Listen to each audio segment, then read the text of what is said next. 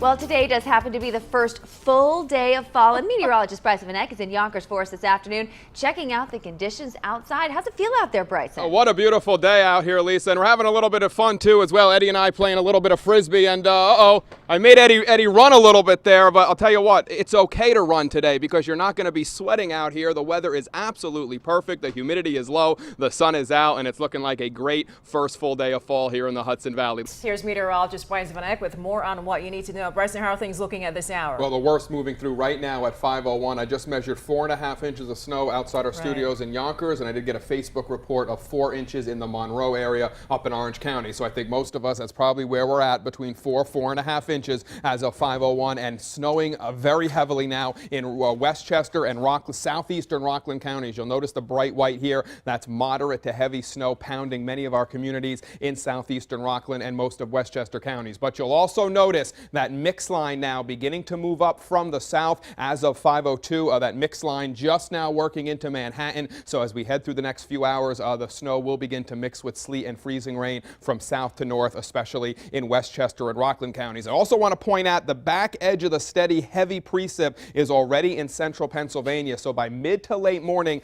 the intensity of this storm is going to lighten up substantially. It's 30 right now in Congers and Yonkers, 27 in White Plains, a cold 16 for you up in Montgomery. The wind is picking up a bit, gusting to 31 miles per hour over in White Plains. Winter storm warning remains in effect into this afternoon for the entire Hudson Valley. Let's go hyperlocal first for those of you in Westchester and Rockland counties. Snow will begin to mix with sleet and freezing rain between 6 a.m. and 9 a.m. from south to north. Even some plain rain possible after 9 a.m., especially south of 287 if we can get that temp above 32. No matter what's falling from the sky, however, I want to point out the intensity will lighten substantially after 10 a.m. Now, any wintry mix of rain will change back to snow showers. One last round of snow showers between 2 and 5 p.m. But again, the intensity of this storm lightens after 10 a.m. Up in Orange and Putnam, snow gradually to a wintry mix between 8 a.m. and 11 a.m. Again, the intensity lightens for you as well after 10 a.m. Any mix back to snow early afternoon with that final round of snow showers expected between 2 and 5 p.m. 4 to 8 inches before the changeover in Rockland, Westchester. We are already getting above 4 inches now. For those of you in Orange and Putnam, again, the snow will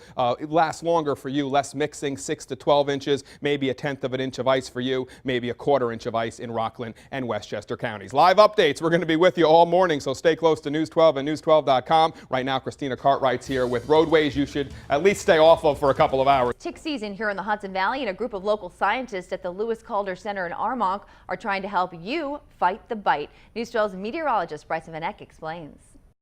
By telling you first, everyone has heard of a weather forecast. Seasonably mild, 60s to around 70. Some even do financial forecasts. It's all quiet on the stock market front right now. But a tick forecast? Say what? Believe it or not, one actually does exist. Dr. Tom Daniels of Fordham University has actually developed a tick forecast. Dr. Daniels, how do you make a tick forecast? Well, you know, Bryson, we wanted to let people know exactly what their risk was on any given time of the year when this nymph becomes active. And so we developed a means of estimating what your risk would be from a scale from 1 to 10. But we tailor it every year with the specific numbers that we get from our sites here, and that means going out and sampling ticks. So I suited up to do just that. These special white suits protect us from being bit by those little critters. Next, we grab our tick hunter, which is just a piece of cloth that we pull along the ground. It mimics the underbelly of an animal, and so the ticks hop right on. Got one here. We are looking for ticks in 3 stages: the larva or baby stage, the nymph or teenager stage, and the adult stage. While all stages can carry Lyme disease, the nymph stage is the most dangerous. They're very, very abundant this time of year. They're also out at this time of year when we're out in the woods, likely to encounter them. They're very, very small, the size of a poppy seed, and about 25% of them are infected with the agent that causes Lyme disease. Lyme disease or not, the ticks we find are collected and sent back to the lab. So stay close to News 12 for your weekly tick forecast, and if you don't catch it here, you can always head to News12.com, and we'll link you over to Fordham University's Lewis Calder Center website, where you can see if these little critters are going to give you trouble. I'm Brysen Van Eck for News 12. Brysen, you're a very brave man to allow a tick to Right. actually crawl on your skin, but you have some important information about Lyme disease and just how long ticks actually stay on your body if you do get bit, right? Well, right, you know, talking to Dr. Tom Daniels from Fordham, he was telling me that if you get bit, you have 24 hours to get the tick off with 0 chance of getting Lyme disease. So that does make parents Yes. out there, including myself, feel a little bit better that we've got that time window to try and do the tick checks with our kids. Yeah, so if you just do a simple tick check when you come indoors, just make sure you have none on you. You should be good to go. If you find one, pull it off, and you should be okay. So this weekend's Fordham tick forecast is a 6. That's classified as moderate risk, once again, on a scale from 1 to 10, with 10 being there are a lot of ticks out, 1 meaning there aren't many ticks out. So this weekend we are a 6. So Time now for a quick check of your weather forecast with meteorologist Brysen Van Eck. Hi, Brysen. Hey there, Lisa. Well, once again, looking at the radar as of 10 a.m., it seems like snow is falling all over the Hudson Valley. That is not the case. Once again, if you look up, it's snowing, but the snow is evaporating before it reaches the ground, known as virga. Now, with that being said, I am beginning to see a bit more in the way of brighter whites in some of our communities. And zooming out, we are getting reports now of some light snow activity reaching the ground in eastern Pennsylvania. So with that being said, the best chance to see a couple of flakes will be from now until, let's say, 2 o'clock this afternoon. Most of us will just see a couple of flurries with little to no accumulation expected.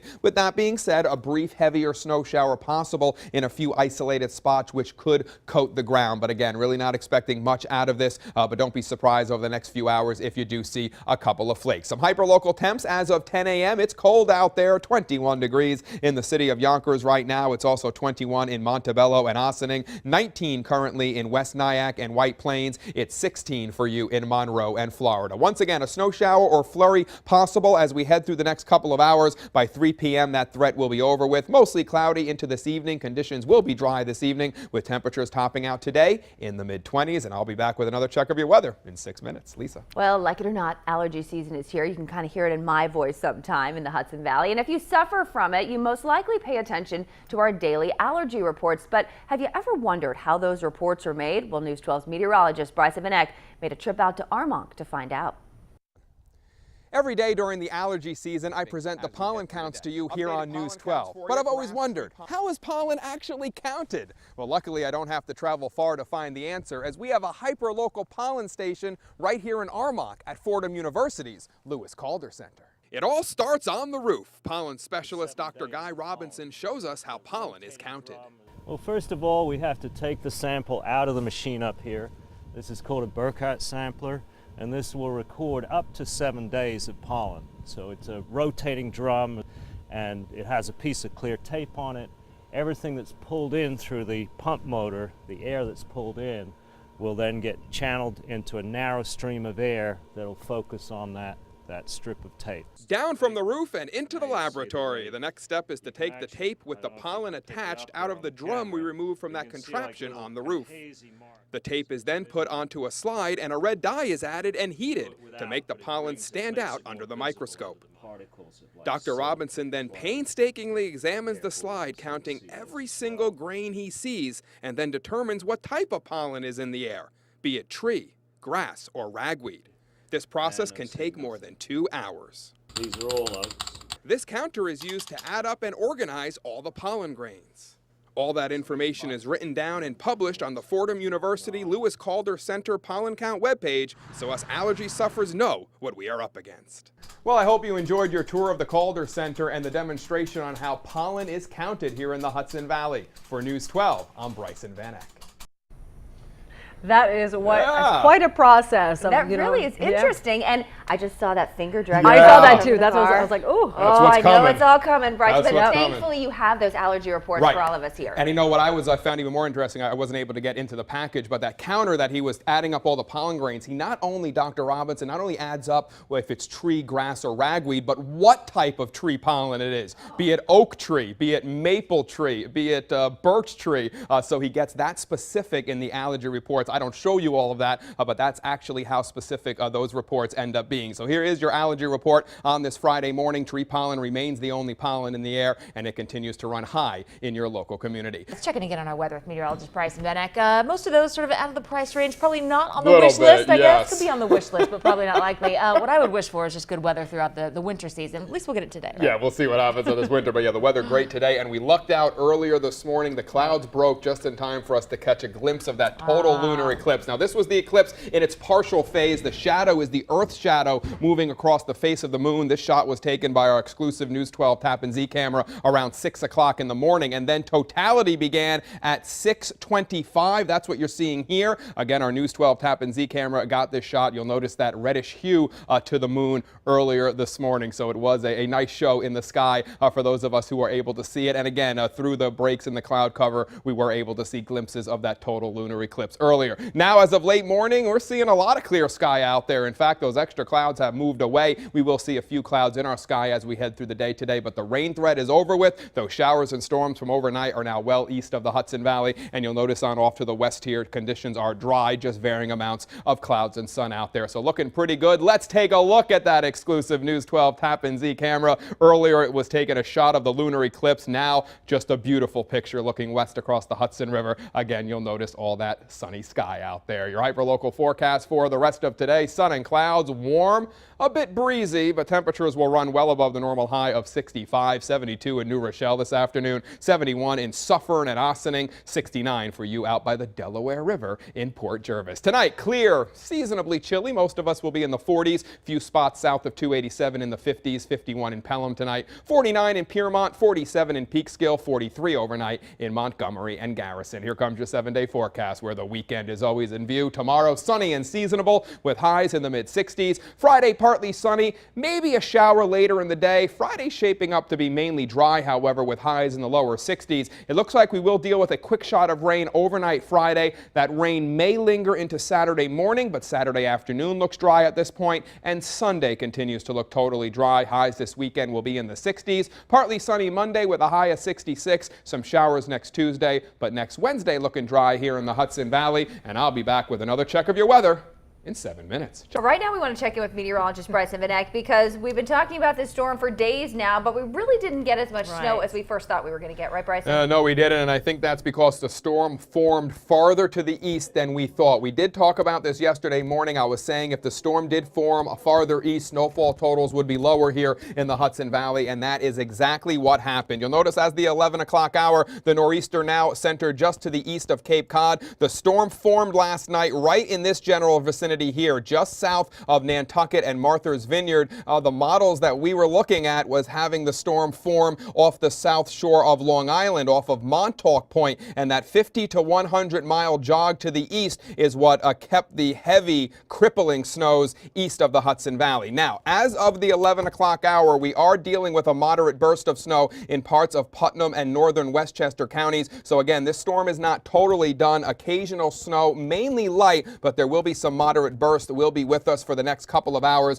a coating to an inch or two of snow possible. Additionally, as we head through the next few hours, I think between 3 and 5 p.m. this storm should be out of here. And you can bet that those shoppers out there are bundled up. They've got gloves with those hands full of bags, I think, right, Brysen? Yeah, you know, you may be busting through the door just to get into some warmth. There you go. Forget about the sales, right? You want to get some warm weather in there. Yeah, it's cold out there. Going to be cold today and tomorrow before temperatures do warm up a bit early next week. Let's get right to the maps. We're tracking a couple of flurries in Pennsylvania earlier. Live radar 7 o'clock showing a few of those flurries, but that activity has pretty much died out now, so I'm not expecting any snow today here in the Hudson Valley. The chance for flurries will return tomorrow in your hometown, but for today, looking dry and sunny, but also looking cold. 30 degrees currently in Yonkers and Congers. Hello, White Plains. 29 for you. It's 25 in Millwood and Brewster currently. Good morning, Monroe. 25 as well for you, but there is a bit of a brisk wind, so hyperlocal feels like temps are colder than the actual temperature, like in White Plains, where it feels like 20, and just about 5 minutes ago, it felt like the upper teens in White Plains. So you will need to bundle up today. Grab the sunglasses. Your hyperlocal forecast calls for plenty of sun today, but a high of only 36. 12 degrees below normal will feel like 26 when you factor in that breeze. I'll return with your 7-day. Again, we do have some flurries on tap for tomorrow. We'll talk about it in 5 minutes, but first, Christina Cartwright's here to take a look at traffic.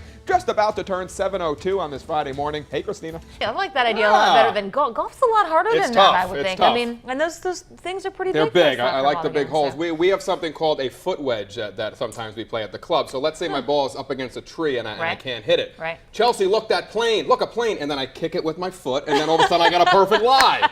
That's called the foot wedge. So. You know, I think you need to try this sport. I think you're going to be really good at it, Brysen. All right. Right. Well, so if anyone does want to just check this out in the Hudson Valley and try it, it's going to be a beautiful weekend for it, right? Beautiful weekend to do anything you want outdoors. Foot golf, regular golf, tennis, biking, maybe take a hike up in Harriman State Park or up in Putnam County. Just beautiful weather. Mostly sunny for the rest of today.